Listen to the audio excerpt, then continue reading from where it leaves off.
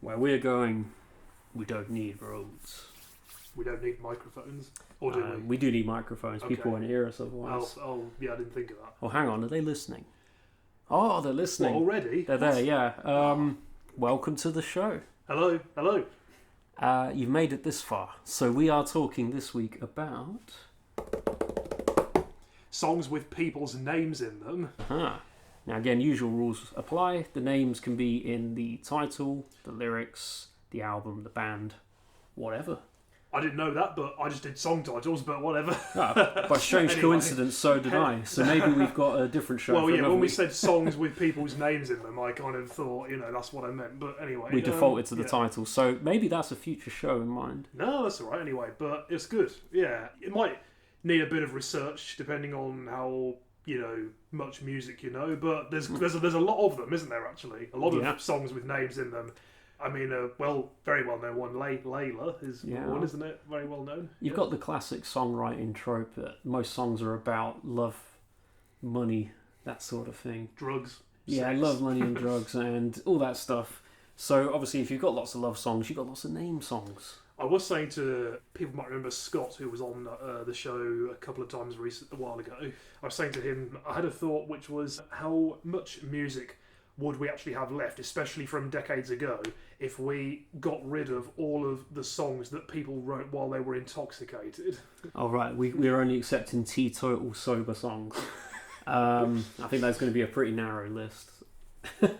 I mean, the reason I thought of it was because recently me and my dad saw this guy called Remy Harris in Northampton and with his band, and he was basically mainly playing Peter Green era Fleetwood Mac stuff. Nice. And I found out that their song The Green Man Unleashed You with the Two-Pronged Crown, which is a great song, which Judas Priest covered as well, he wrote that while he was basically in a dream while he was on LSD, basically. So, I'm not surprised. That song is very far out. Yeah, well, he has said that the idea is that the Manalishi is like this kind of green beast, maybe a dog kind of thing, which represents money in a way, because Manalishi isn't like a real kind of word before that song, really, But it's basically a demon representing money is the idea. Well, that makes sense. Great song. It Brilliant is, yeah, song. it's good. It is quite heavy, actually, isn't it, as well? We need to find a list that gives us an excuse to play it at some point, because I really like that tune. Yeah. Peter Green's Fleetwood Mac era is just fantastic anyway. It's almost like we should have done a one about colours. Oh, wait, hang on a sec. Yeah, neither of us want to do that one, did we? Alright, back to names. There's too many of those, yeah. I'm kicking the show off this Yeah, time what are you with kicking names. us with?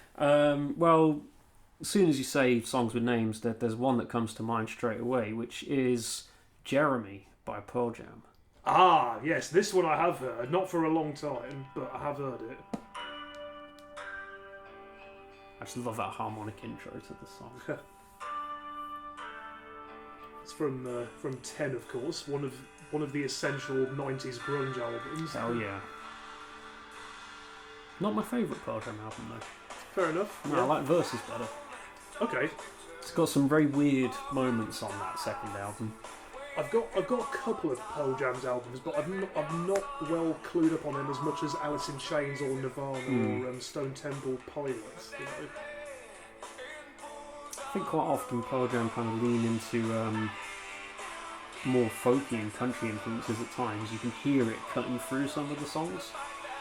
I suppose Eddie Vedder's vocal style is a little bit like a country, like the stereotypical American country singer's voice. Very much so. And obviously he's done solo stuff as well, which is normally acoustic. Quite a lot of ukulele as well, strangely. Well, more country stuff. But he's very interesting with his projects. I mean, this song was massive when it came out. Yeah, I know, it's a well-known one of theirs, yeah. The song I know best of theirs is Even Flow from the same album. Yeah, a live classic video doing a crowd surf jump off of a balcony into the crowd. Of course. Not the craziest thing I think they did. There's plenty of footage of Eddie Vedder hanging from lighting rigs and things with no supports, no safety nets or whatsoever. I think the one that keeps coming up on my newsfeed is he was being rock and roll, and he just lobbed his microphone up into the air as high as he could, and it got tangled in the light fixtures. Fantastic. So he had to climb up to the ceiling to go and get it back. And when he got to it, he was hanging by both arms, just singing into this microphone that was hanging off the rafters in front of him. He unthreads it, it falls to the ground with a massive crash, and then he climbs his way back down again. It's so ridiculously dangerous. I imagine that did involve the sound technicians just being like, yeah, you're getting that, mate. Yeah. I ain't paid enough for this.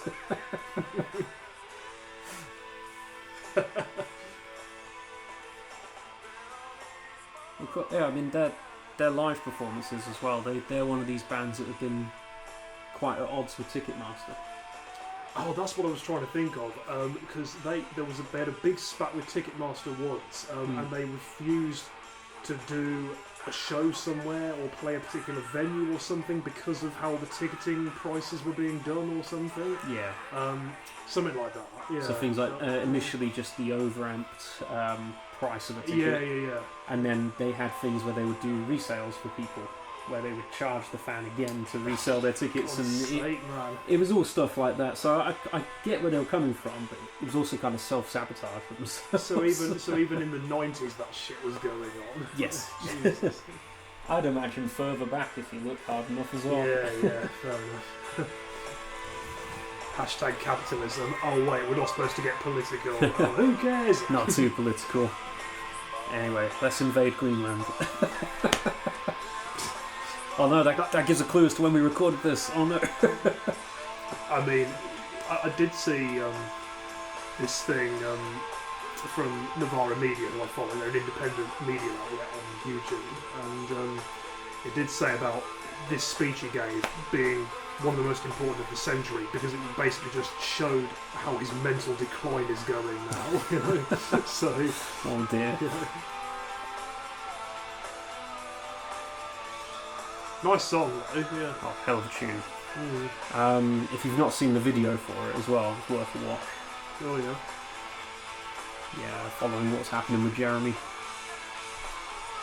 Yeah. Typical grunge stylings in terms of the colour palette and the video effects choices and things. But it looks good and it still stands up today. This is the best grunge album in the world. Ooh, I don't know. Not that Jeremy? Not that Jeremy. Okay, right. When he was on QI once, the TV show, Stephen Fry said, "You don't get many American Jeremys, do you?" And he said, "No, it's too complicated. It's 3 syllables." He's a man with very high opinions, isn't he, Clarkson? I mean, he's a bit of a dick, to be fair. Yeah, he can be. I would agree with that. He can, but he does have a good sense of humour, and he can be really like cleverly funny as well. So he's a good host of Millionaire as well, actually. Not seen it. Yeah. Well, anyway, that was Pearl Jam. Jeremy, yeah, that's not nice, isn't it? Yeah.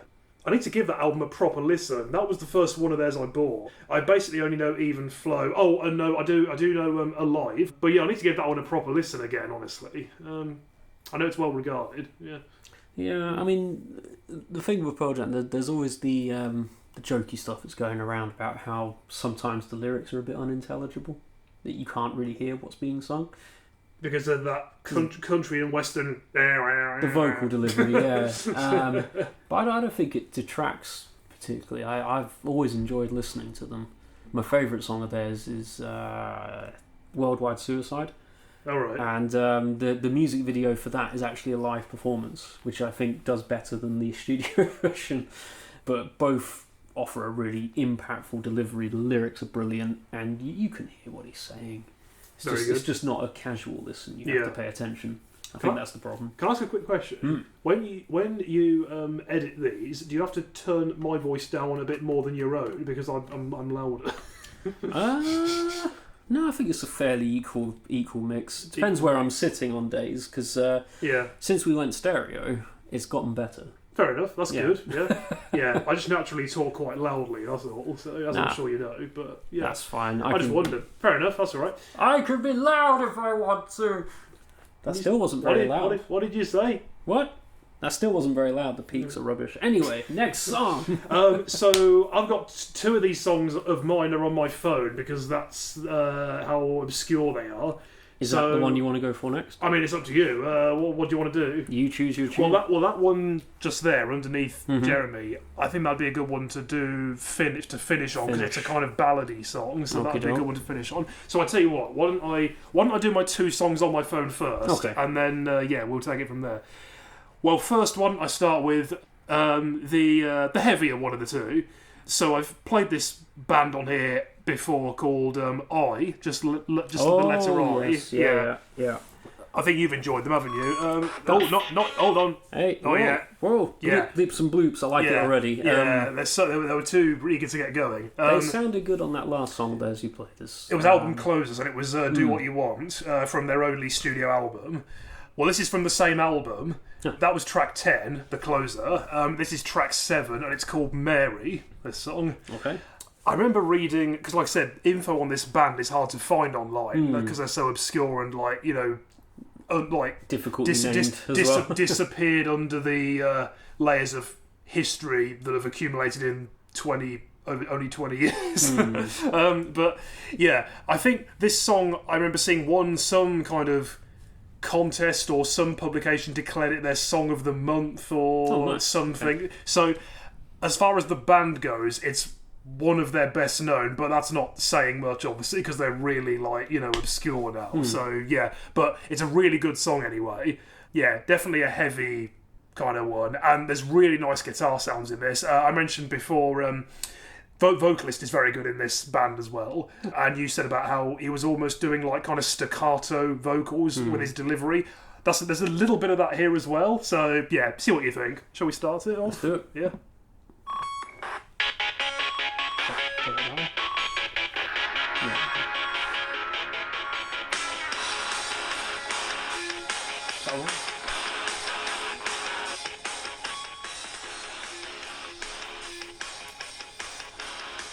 Yeah, I like that synth loop that's going on. That's Yeah, we talked about how they kind of fit the new metal vibe almost. Yeah.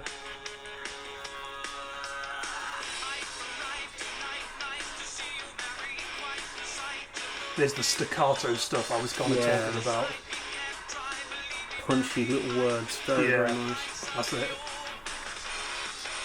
There's something I found a lot in them. Nice. Yeah, that sort of vocal delivery is something you find a lot in Perfect Circles. Yes. There's quite a bit of that. This guitar sound is great now.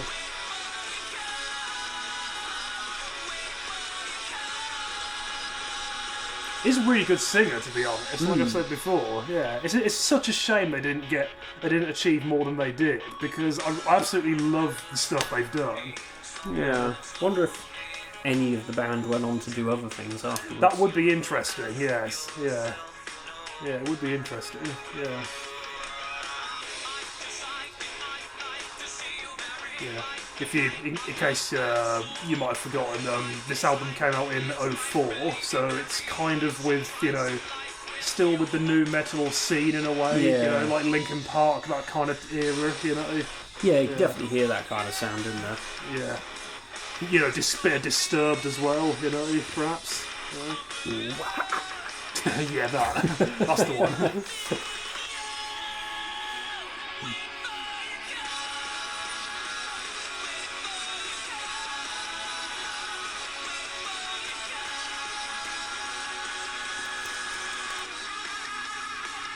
Ooh.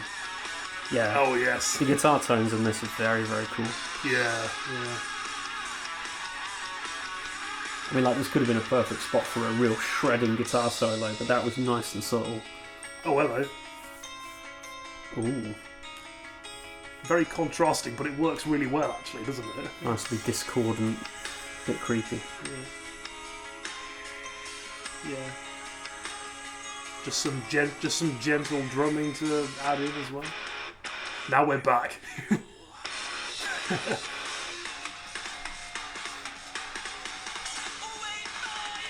Oh wow. Yeah. I wasn't quite sure where those drum fills were going to stop for a sec. Yeah. I'd love it if when they actually recorded, the drummer was kind of in the same way of thinking as you, but then when the vocalists start, then thought, oh shit, I need to get back.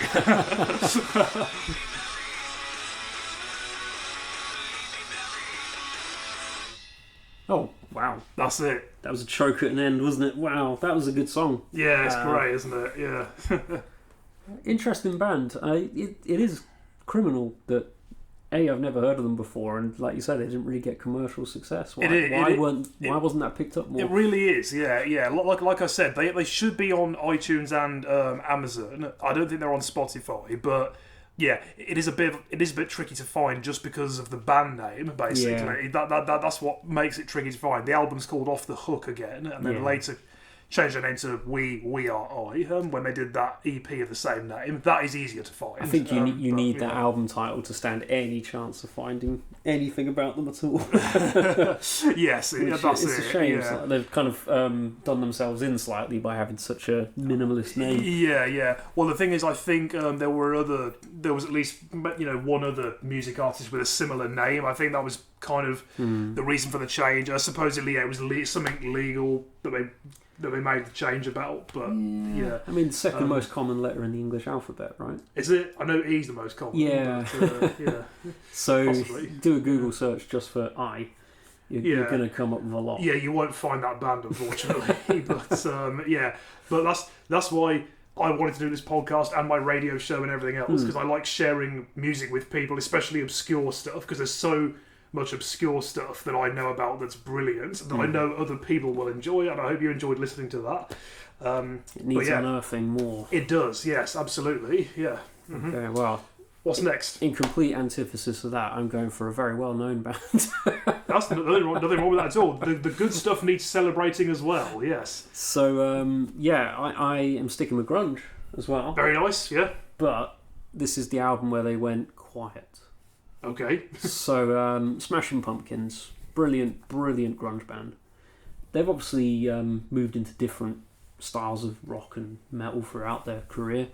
But after the huge success that was Melancholy, they did Adore. Oh, right. Yes. And Adore is a much more stripped back and quite electronic album in a way. It's very different.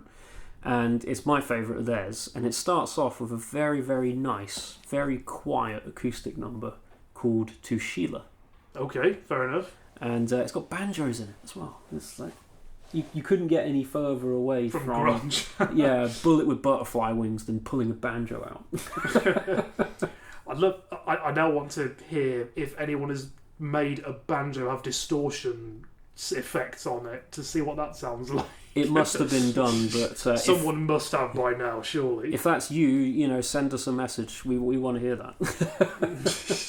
Here we go. This is Smashing Pumpkins. What's the song called? Sorry. To Sheila. To Sheila. Starts off with a bunch of crickets. Oh, hello. Twilight fades.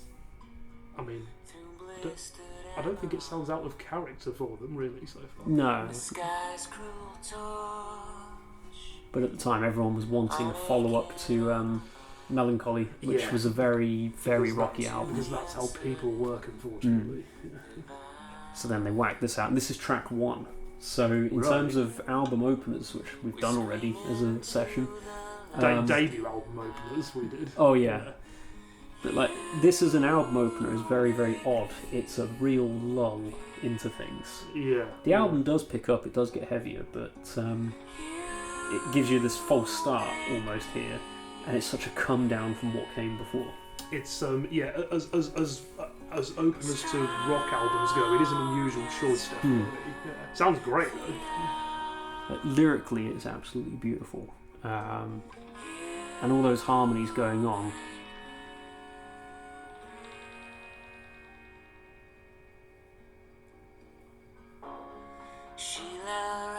Because they didn't have a drummer at this point. That's why it all went a bit electronic, because they were thinking, well, let's use drum machines to do this instead. When they went live, though, they mixed the two together. So they brought the drummer in, and they had the drum machine bits all together. I think they had 2 drummers on stage, so they went from none to 2. And those concerts that happened around the time of this album are some of their best to revisit on YouTube. There have been bands that have had 2 drummers before. The Allman Brothers band is an example. Adamant. Oh, right, yes. There's plenty of people have done it, and it's a striking visual look on stage.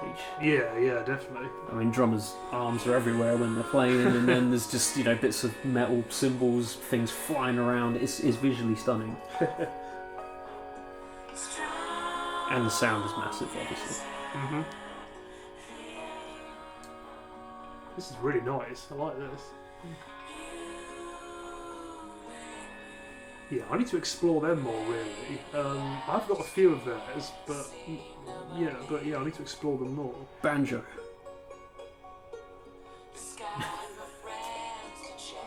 Doesn't feel out of, I was going to say out of character, but it still fits the song as well. Yeah. You know? Yeah, I mean, if you're going to explore Pumpkins, for me, Adore is their peak. If you're going to explore Pumpkins, sorry. Yeah. Adore is their peak, but Melancholy is the one everyone goes to, and it is a worthwhile album. That double album is great from beginning to end. Considering it's a double album as well, it's almost a non-skip album as well. That's incredibly impressive, yeah.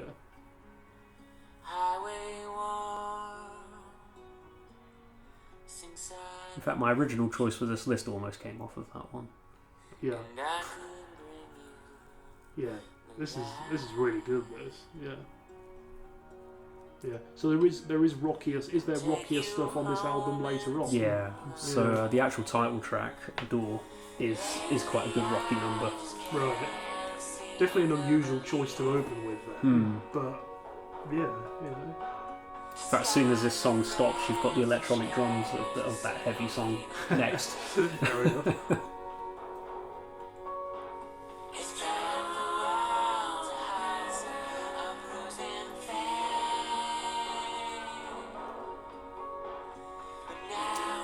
I wonder if it was also an attempt to break away from grunge, because they were very much lumbered with that label.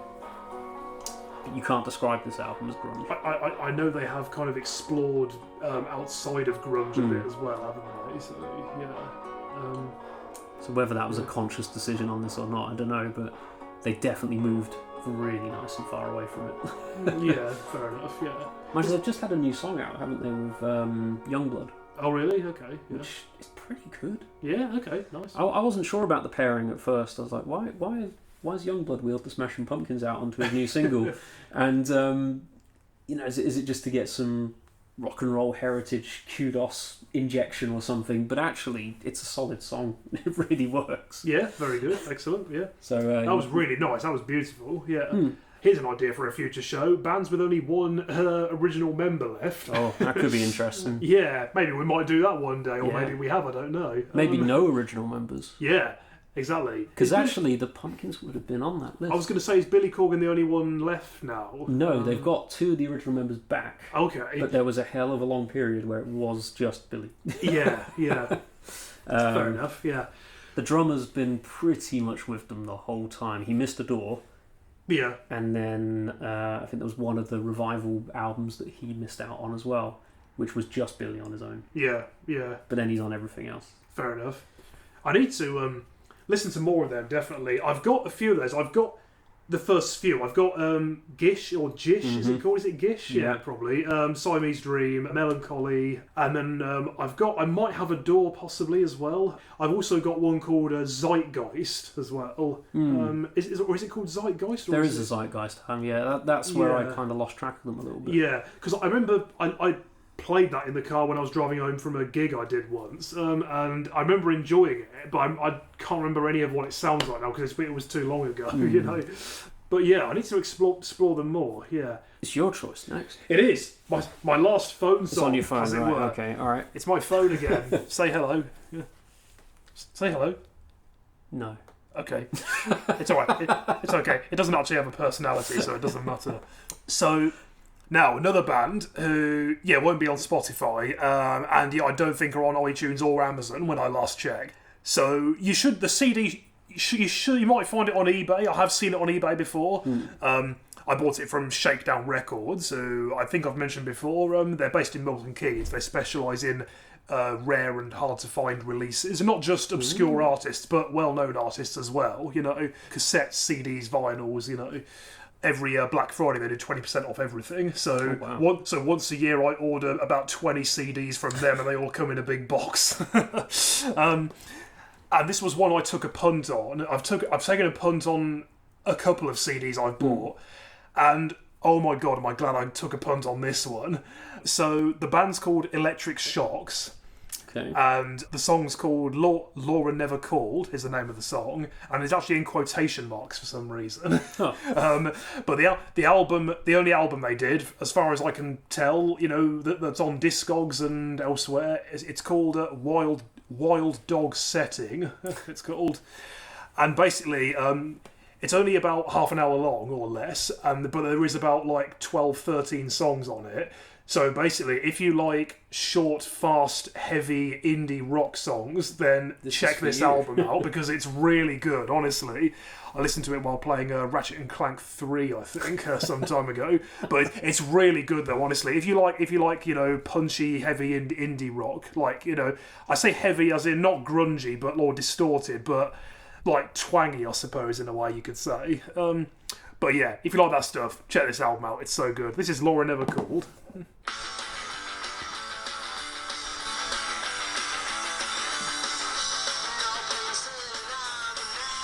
Wow, even the vocals are distorted as well. It's less than 2 minutes long as well, this song.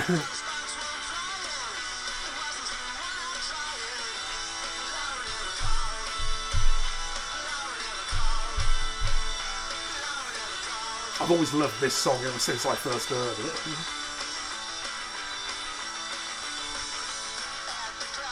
This has that very DIY punk sound to it, doesn't it? Yeah. It definitely has that band recording in a garage sound, doesn't it? Yeah. And is this what year is this from? I can't remember exactly, but it'll be the noughties again. Okay. Early or mid noughties again. Yeah, it doesn't sound like it would have been a miss as an 80s project. No, it's not. It's around the same time as that I record, basically.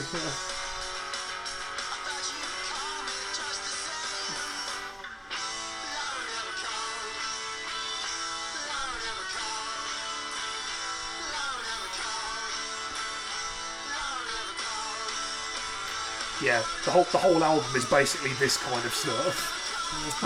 Pretty winning formula. Yeah, definitely. Nice. I mean, you know, the simple songs. That's it. You know, the simple songs stick in your head the best, don't they? That has such a catchy chorus. Yeah, that is really. Yeah, I've always loved the chorus in that ever since I first heard it. Yeah, it would be interesting to actually read the lyrics, because shamefully the lyrics aren't in the liner notes, unfortunately, of anything. Because I can discern something about. Now we got together, you could say that we had some stormy weather at the beginning, and yeah, it just sounds interesting, you know.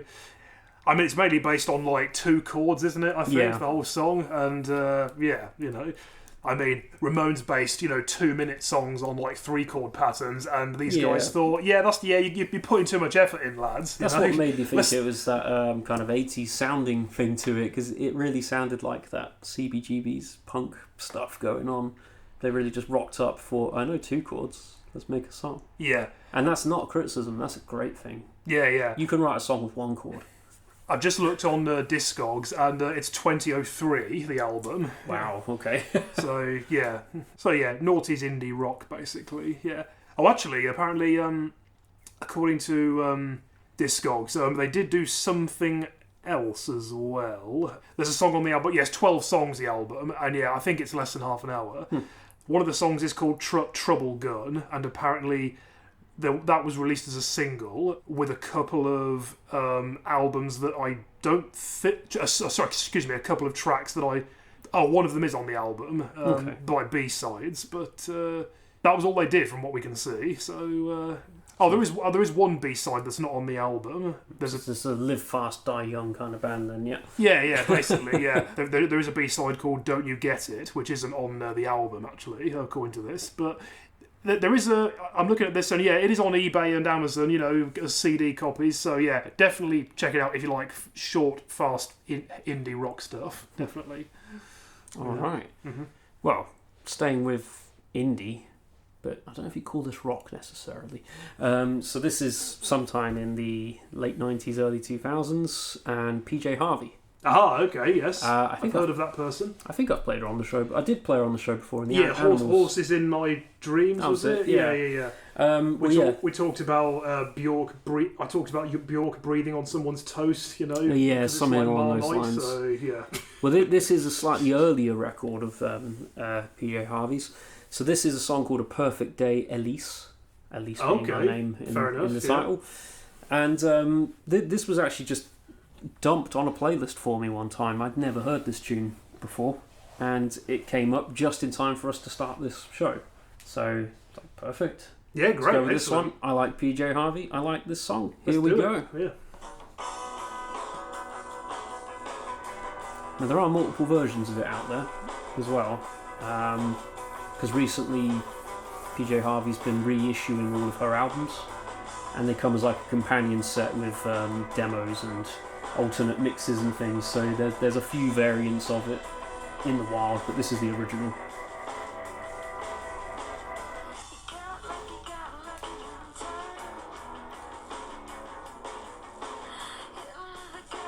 I think she's a very good storyteller with her lyrics. I'm definitely getting the word alternative from this, so yeah.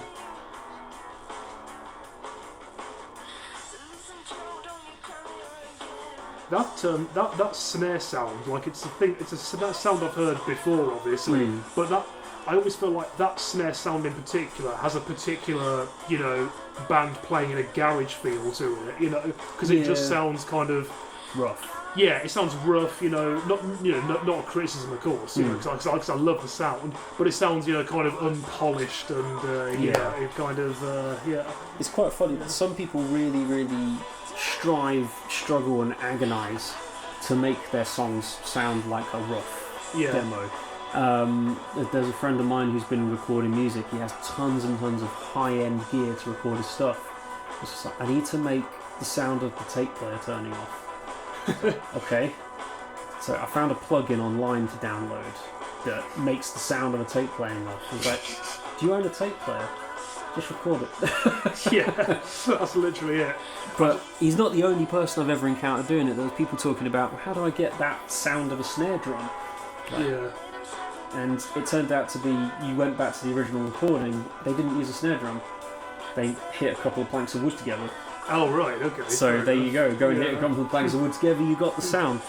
It's just weird how creative and resourceful people are when they have less gear.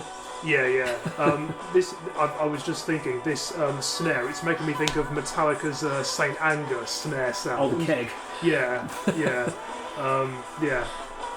I mean, people, a lot of people give that album a lot of stick, but I love the sound of that album personally. It's got some moments on it. The producer Bob Rock said the idea was for a band to sound like a band playing in a garage, and that's exactly what it sounds like. It's nothing but pure raw energy and aggression, and it's great. I think it had a couple of good moments on it. It wasn't the strongest songwriting. Unlike PJ Harvey's album, that one's awesome. That's nice. Yeah, that sounds nice. Yeah, I like the sound of that. Yeah, sounds good. Yeah, is that from? You said before, because I've not really listened to PJ Harvey at all. Is that from the earlier days when you said her stuff was more like guitar based? Yeah. Is it? Yeah. Yeah. So she used to just mainly be kind of strumming electric guitars over drum machines or with a live band. It was very, very guitar driven, vocally driven. Nowadays her stuff is quite different. I think her latest album was kind of based around spoken word. Oh yeah, I think you said that on the same day actually. She's released poetry books and stuff, so it's taken a bit of a real turn. One of the albums of hers I really like is called White Chalk. She ditches the guitar for an auto harp. Okay, fair enough. Yeah. And the piano, and a lot of it's really stripped back acoustic and very, very different vibe to it. Yeah, fair enough. Yeah, great. Yeah. Right, what's your next choice? Well, anyone who's an expert on '90s music should have heard of this band. They are underrated somewhat. They're called Terrorvision, anyway. I know the band, not too many songs, but I've heard one or two of them on compilations, I think. Yeah. You'll get them on '90s compilations sometimes, especially alternative rock stuff. But this song's called "Alice, What's the Matter." This is one of their well-known songs. I'm just looking at Wikipedia. So this album is from '94, the year I was born. How to Make Friends and Influence People is the name of the album. Okay. And including this song, there were 5 top 40 singles from that album. They both charted between 20 and 30. This song reached 24 in the singles chart. Yeah, that's a nice height to be at. It is, yeah. I mean, the highest they've got with a single is actually number 2, which was their song "Tequila," which is a well-known one as well. Oh, is that them? Is it? Yes. Yeah. Ah, okay. Yeah, but this is a great song with a great riff as well. I've thought to myself, this would be great to play at band practice as well, because it doesn't sound too difficult. Maybe the vocals are a bit kind of grating possibly. Okay. On the oops, that's my phone committing suicide. Sorry, I can put it away now anyway, can't I? Yeah. Whilst the phone's sorting its issues out, here we go. Here is Terrorvision. Alice, what's the matter?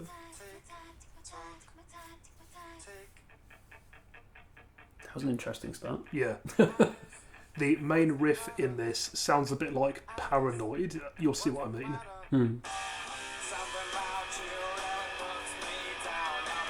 Oh yeah, okay. I'm sure it's very close. I'm sure it's it? the same notes, isn't it?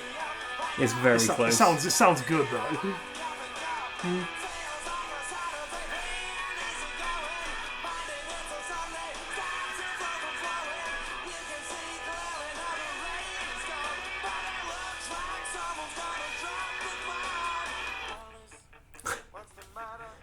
Okay, nice. Those dropouts are very, very cool. Yeah. I genuinely would love to play this at band practice. The drums in this are a piece of cake, really. Well, they're still going, still gigging. They are, yes, yeah. Yeah, they did split for a bit, but yeah, they did reform a while ago.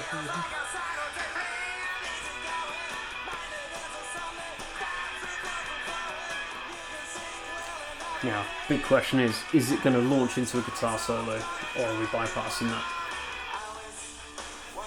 All half-time. Yes. If I remember correctly, yeah, there is some soloing. Yes, there should be.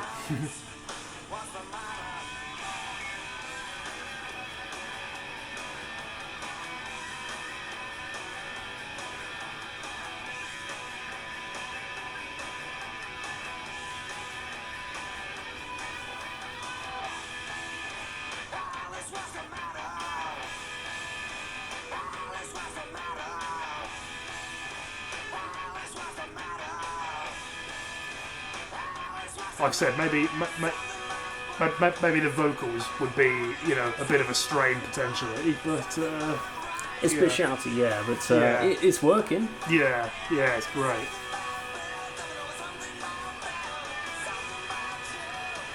I mean, this was quite a common thing for the time, wasn't it? That really kind of aggressive vocal delivery. Yeah. Well, we're talking, 90s alternative rock, so, yeah.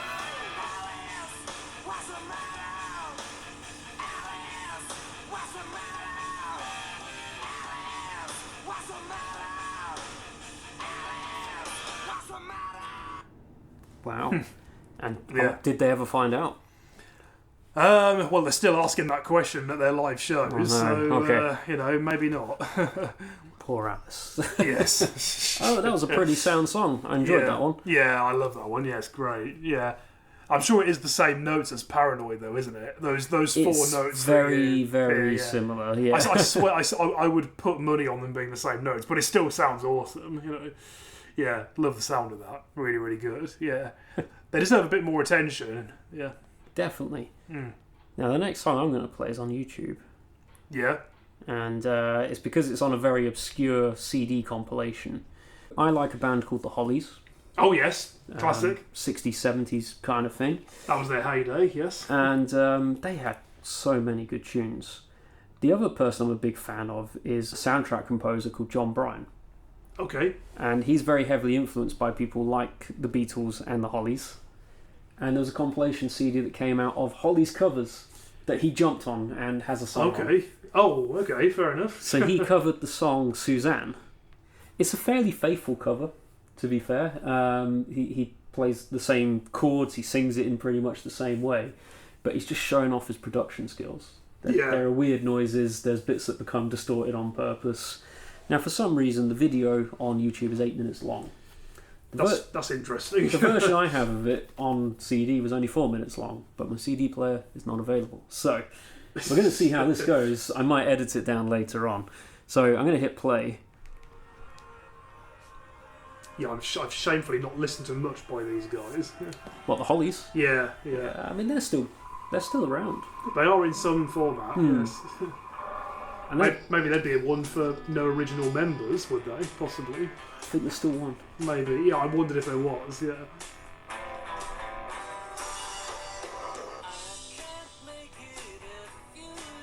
I mean, it sounds like the Beatles straight away, doesn't it? You know?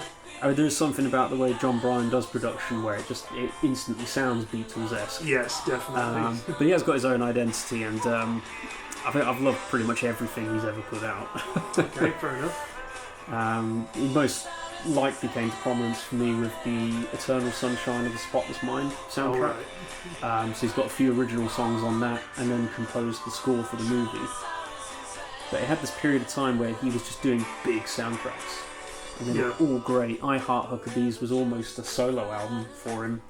It had so many original songs mixed in. Yeah, nice. Yeah, I mean, it's the 60s in a nutshell in a way, isn't it? But yeah, is it originally 60s? It'd be that sort of time frame. Yeah. Because I only know a couple of theirs properly. I mean, He Ain't Heavy. Yeah, you know what? I don't actually know that one very well, honestly.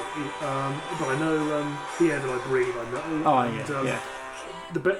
One of their best is Long Tall Woman in a Black Dress. That's very good. I want to know actually one that's not so spoken about that I do know is Just One Look. That's a nice one. Oh yeah, that's a good tune. Yeah. The thing is, I think it's weird how they get almost overlooked on the greater scheme of things. Because you think 60s, you think Beatles, Rolling Stones. Yeah. But these guys were there. Hollies were there. Yeah, absolutely, yeah. And they just pumped out tune after tune. Their back catalogue is full of so many amazing songs. Yeah. It's a crime they get pushed down that list. I mean, to be fair, when you're around at the same time as the Beatles and the Stones, that's very, very tough luck in a way. There's some stiff competition, yeah. I mean, you could almost argue that those two just dominated the decade themselves in a way, couldn't you? Yeah, pretty much. Yeah.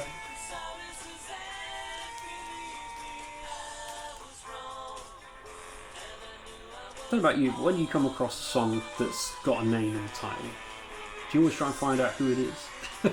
No, I just like music. Sometimes I'm sitting there thinking, yeah, but who is Suzanne? Who is she? I mean, in the case of the Weezer song, Suzanne, oh right, that happens at the end of a Jay and Silent Bob movie where Suzanne is a chimpanzee and they walk off hand in hand. That's interesting. So that one was answered. I mean, I knew Weezer were a bit weird, but okay. But as for the Holly Suzanne, no idea. Yeah. Anyway, but yeah, we won't know. I don't think we'll ever know who Alice is, or who Mary is, or who Laura is, or Jeremy, Elise. Yeah. Yeah. I think there is a bit of context about what Jeremy's about, but it's a school shooting, isn't it? Oh, is it? It's something along those lines, yeah. There's that thing of saw the news story, decided to write a song about it, raise awareness, that kind of thing. I know when you. I think when you kind of sit down and listen to it properly, it is a kind of sad song, really. But yeah, that's nice though. That's really nice. Yeah. Yeah. I did fade that out from the video, by the way, just because there's about another 5 minutes left. But my file of that ends a lot sooner.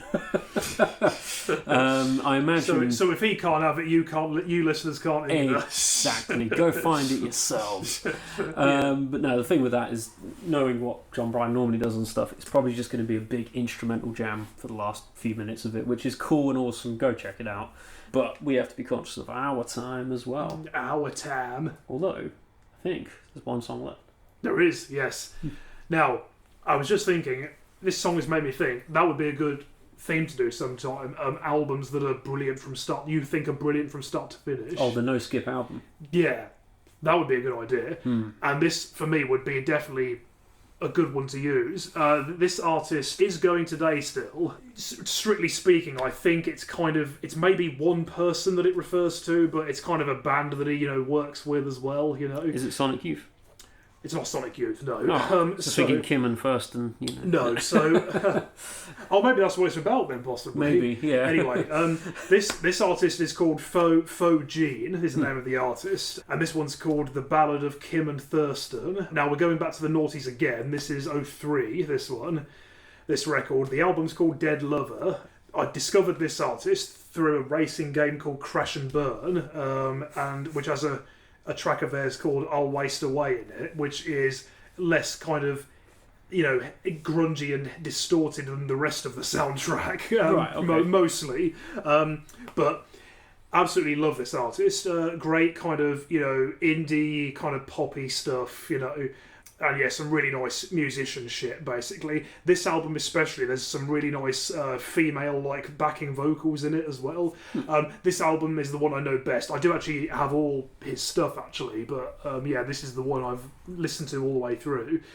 And yeah, a no-skip album for me, this one, and it's a really nice ballady song to close with, I think. Okay, let's give it a play. So, The Ballad of Kim and Thurston by Faux Jean. That's it.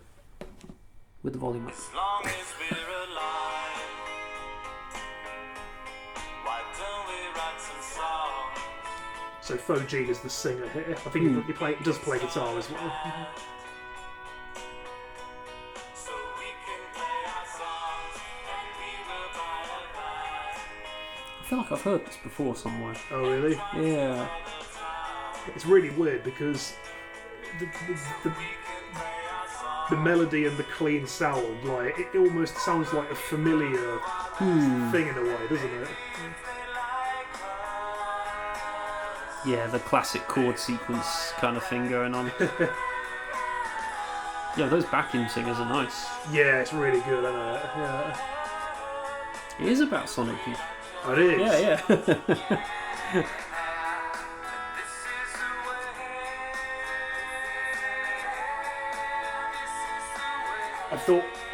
I thought you in particular. I think you in particular will actually really like this album all the way through. Actually, because I can see it being your sort of thing.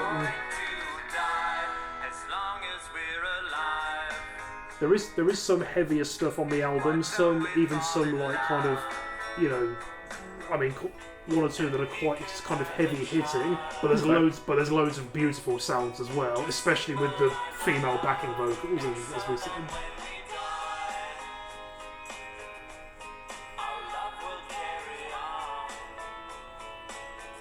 The lyrics in this are really nice as well. Yeah, I was looking at them on the on the Google there.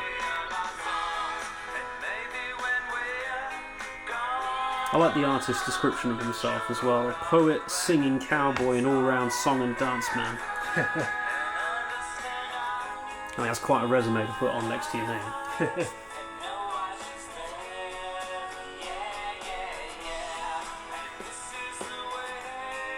I don't know why, but I feel like this has a very naughty sound to it for some reason. Yeah. I don't know why.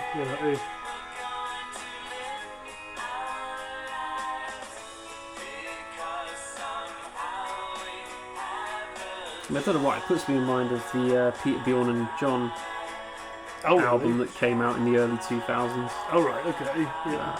That same, acoustic-led story of a song.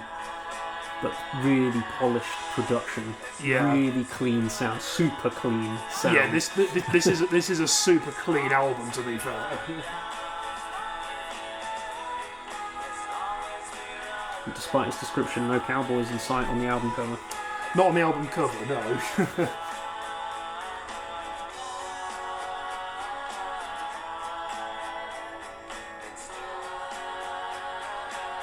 Anyone listening who thinks this is a beautiful sound, please listen to the album. It's called Dead Lover. It's beautiful all the way through. Even the heavy hitting stuff has beautiful melodies in it. So how does this end up in a game about racing? Well, this one doesn't. As I said, there's one called I'll Waste Away. Oh, I thought it was this one, right? No, it's not this, no. That would be a bit strange. But, Yeah, that's what I was thinking. I could flip my car to this song. No. This is when you're driving, tanks that drive at 3 miles an hour. You know, but no. The opening track is a kind of a faster, one, which is more upbeat. But like I said, you in particular, I think, will really appreciate that artist if you explore them more. So I look forward to bringing them to the table more often. Definitely. Yeah, I'll need to dig that one out, see what happens. Yeah. Well, I think we've been on an adventure today with names. We have, yes, yeah, quite a bit of an adventure, yeah. All the way from the 60s up till the noughties. 2000s, yeah. 04 exactly, yes. And grunge, pop, rock, everything. Alternative, yeah. New metal. yeah. Black Sabbath-y sounding alternative rock. Yeah, I think I'm going to need a very strong coffee to get over this. So that is another episode. What are we talking about next? Who knows? Oh well, have we just? No, we've not decided, have we? No. We got plans. You're going to find out about them soon. There's plans. Yes, always a plan afoot. Let's leave it there. It's a foot and a shoe. There is a plan. Enjoy. We have cunning plans. Yeah, like Baldric. Yeah, the Blackadder guy. Yeah. Well, enjoy yourselves. Not too much, but enjoy yourselves. Yeah, and we'll see you next time. Yeah, don't do that. Don't do any of that stuff. Yeah. That's it. Peace.